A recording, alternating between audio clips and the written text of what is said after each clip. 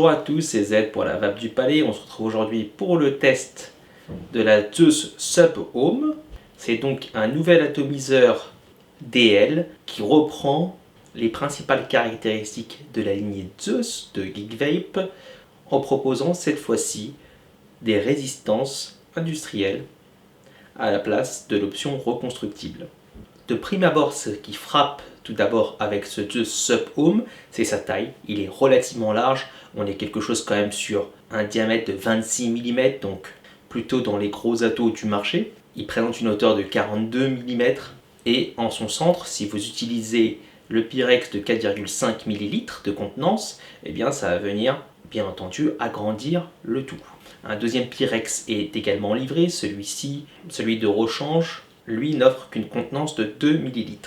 Comme déjà dit en introduction, on a affaire ici à un tank Sub Home avec un airflow sur le haut. Ce qui veut dire qu'on n'a quasiment pas de risque de fuite, mais qu'à côté de ça, eh bien l'air va devoir faire un peu plus de travail pour vous apporter la vape. Il y a deux résistances compatibles avec le Zeus Sub Home, la résistance Z1 qui est à 0,4 ohm, qui se vape entre 60 et 70 watts, et ensuite la résistance Z2 qui, elle, permet de vapoter entre 70 et 80 watts. Les deux résistances sont proposées en mèche, comme c'est le cas dans la majorité maintenant des résistances sub-ohm. L'atto est vraiment très pratique à utiliser, on a un remplissage vers le haut, classiquement. Avec un demi-tour, il faudra venir tirer ensuite, et pour visser, il faudra appuyer et visser en même temps. L'airflow est très facilement manipulable, il n'y a pas de cran, pas trop de résistance.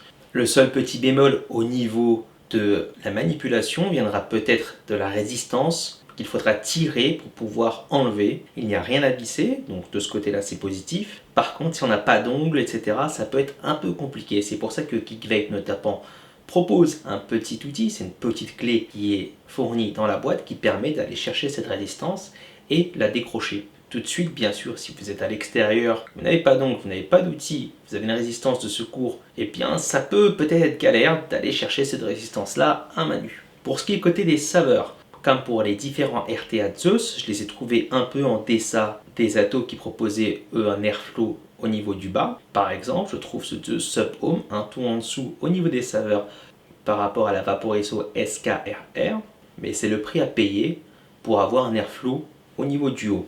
Et je sais que la plupart des utilisateurs de Zeus, c'est ce qu'ils recherchaient, un ato sans fuite qui peut être transporté facilement dans des métiers qui demandent beaucoup de mobilité. J'avais pu voir aussi une autre plainte de quelques clients qui avaient fait le choix d'un des Zeus RTA, c'était la difficulté à monter, le coil, surtout en fait le cotonnet.